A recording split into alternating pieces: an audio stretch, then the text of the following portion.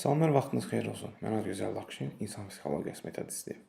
Bugünkü mövzumuz ondan ibarət olacaq ki, deyilir qulaq gündə bir söz eşitməsə kar olar. Niyə sənin qulağın pis söz eşitməyə daha çox meyilli olur? Bu əksər insanlarda belədir. Bu da nə ilə bağlıdır? Boş vaxtlarında insanlar hər hansı bir müsbətə doğru olan şeylərdən qaçırlar. Bunun da bir səbəbi psixologiyada kasıbçılıq və imkanın belə deyim sizə zəifdən də o tərəfə və hətta düşünün siz pisdən də pis, yəni bir növ anlamda olmasındandır. Bu hansı motivasiya axtarsın? Evinə gəlir, arvadı dırdır, bəlkə də arvadıdsa kişisi dırdır, ikisindən biri. Uşaqların hayküyü ailəlidirsə, subaydırsa köhnə almam, köhnə tas prinsipi. Və nəticədə də inkişaf getmir. Ən azından kiçik də olsa da şəxsi bir biznes qurulmalıdır. Doğru necə dala yaxud geriyə pul atmağı bacarmalıdır. Bacarmırsansa kasıbçılıq içində öləcəksən. Geri gəlsə mundar tikə kimi kənara da atılacaqsan. Amma ən azından 10 manat, sabah 5 manat, 50 manat, 100 manat.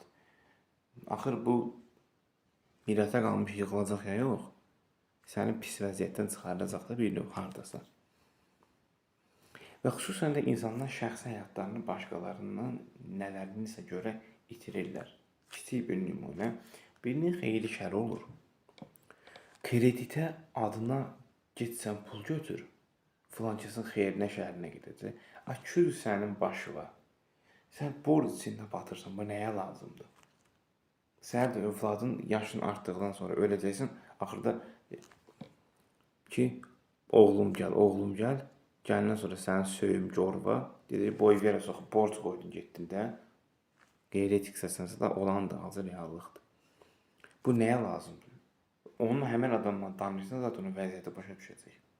İnsan da heyvan deyil ki, sözdən anlayacaqdır ki, sənin imkanı yoxdur getməyə.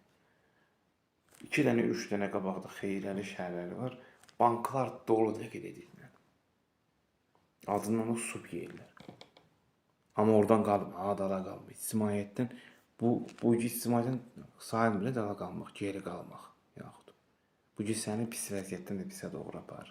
Ən azından insan birinci özünü sonra düşünürsünüz ki, ətrafını dərk eləməlidir, yaxud idrak eləməlidir. Bu qədər çalışın bu mövzularda, şəxsi həyat mülahizələrində diqqətli olun. Seanslarımıza lazım əyani və onlayn şəkildə həyata keçirilir. Qoşulmaq istəyənlər mesaj bölməsi yazın, məlumat soruşa bilər.